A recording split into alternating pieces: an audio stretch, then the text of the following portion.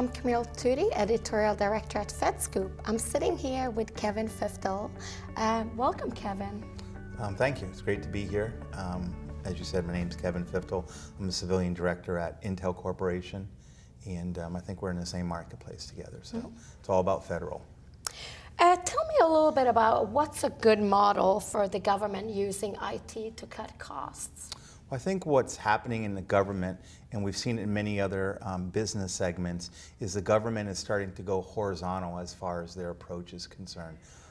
In the past, people talk about silos, and even within certain agencies, they may have 19 CIOs, based upon their agency structure. What they're starting to see and to utilize is one model, one type of blanket purchase agreement, IDIQ, much more consistency as far as what they're doing, and we call really that the horizontal approach. And once the other industries have gone horizontal, for instance, like the financial services industry, you start to see a great deal of the lowering of costs because you move from an operations and maintenance model to a much more innovative model. And I think that's what's starting to take place in the federal government. Mm-hmm.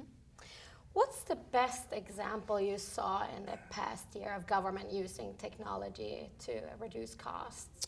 Well, I think USDA, which is working on a mobile model out of Fort Collins, Colorado, is moving very rapidly, and you look at their particular sub-agencies and they're doing extremely well. So if you look at Forest Service, where people are actually out in the field, their rural agencies where they're not only sitting at desks, but they're out with the farmers.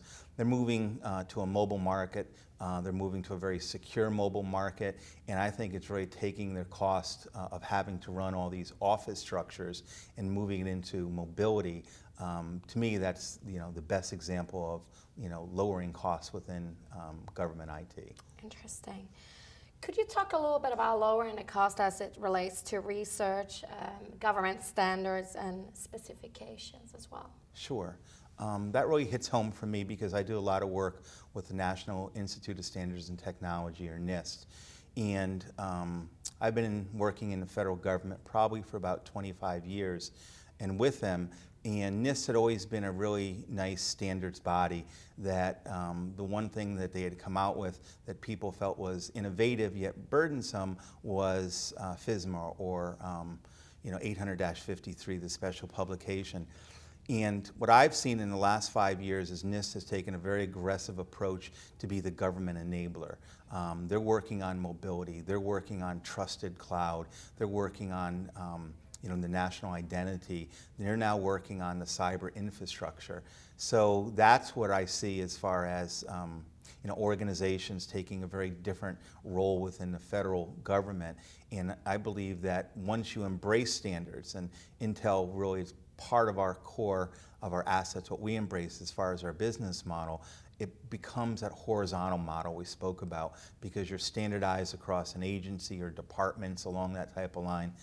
And I think NIST is just really playing the enabler or the ecosystem role extremely well in that process. Mm-hmm.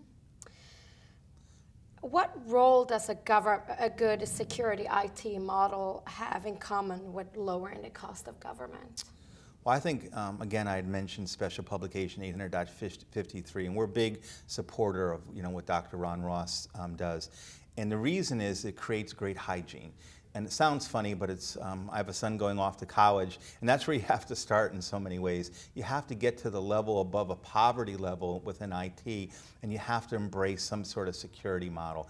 And that's where 853 has moved off an OMB mandate, in my opinion, and it's moved into a real-life working model with security controls that people can embrace, and every time they roll out a new solution, they can take that as an overlay on top of 853 and say, did I do it well or not? And by doing that and creating one template that you overlay your different applications, it lowers your costs, because the fact of the matter is you're doing it the same way every single time. And then you can start bringing innovation because your operations and maintenance costs will go down, and hopefully your innovation will go up. And the biggest cost is operations management, up to 75 to 80% of some of these federal agencies. And that's very unlike the commercial marketplace, which is much more 50-50. Mm-hmm. What could be the relationship between the role of the new executive order on cybersecurity infrastructure and lowering the cost of government?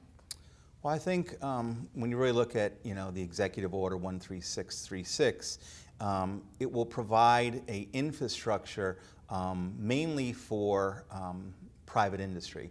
And private industry must step up and provide that. But what you're going to see, I believe, again, is a much more horizontal market, that the infrastructure and secure infrastructure that's being created can be used in the financial areas, can be used in a power grid, can be used at semiconductor and other manufacturers, and it can be used in the federal government. It's easy to do in China because everyone dictates how security will be. Well, here we have a great deal more freedom, but with a secure environment, it doesn't always work that well. So when we have an infrastructure such as that executive order ready, I just see it again, the horizontal nature of it, really lowering the cost. You'll see vendors and manufacturers provide solutions that can go across many industries, and that in itself will lower the cost for government. So. Mm-hmm. And as you mentioned, the new 800-53 FISMA set of control were released this year. Does it have a relationship in lowering the cost of government? So yeah, I think it goes back to the other question that we talked about. How does it? And the answer is, again, it creates a template that allows you to say in anything that you do, any solution you provide, it provides you the template on any security product that you buy is how does it relate to 853. So you don't have to have a separate set of metrics within the government. You now have a metric that has evolved over time. I believe this is the fourth reiteration of it. And the fact of the matter is it creates that template that allows you to build out your infrastructure, your security, your mobile models, and everything else along that line. So that's what the relationship, I think, to security and to lowering cost. Mm-hmm. So mobility is one of those buzzwords this year, and it drives efficiency in government and telework. How do you see mobility play with lowering the cost of government? Yeah. Well, I think the greatest example of that is, Patent and Trademark Office, where I believe by the end of this year they'll have 12,000 patent attorneys and related type of functions, working out of their home office rather than putting 12,000 people into Alexandria, Virginia at their main site or any other site. So in itself, I think just their mobile model has reduced just office space and a lot of other things. I've seen a couple write-ups as far as patent and trademark, and that's just one example of what mobility is going to do for you. The other things, like when I was talking about USDA, it makes you much more efficient. It really makes you have the ability, probably like yourself and myself in our home, that essentially I can work 12 or 18 hours if I so choose. And I really believe the federal worker will do just that. So when they have to play the crunch time, it's not a matter of battling the DC traffic, getting into their different agencies, which we all face. It's a matter of they'll have the ability to do that type of work at home, and it makes, in my opinion, a much more effective worker. And in essence, it lowers the cost of people going in, of a lot of the travel that takes place, et cetera, and trying to support that person only in kind of an old-fashioned, housing government type structure. So those are, I think, the biggest costs are. And anyone who puts it through a TCO type of model will see that. So. Kevin, thank you so much. It's been very informative. Great. Thanks, FedScoopTV.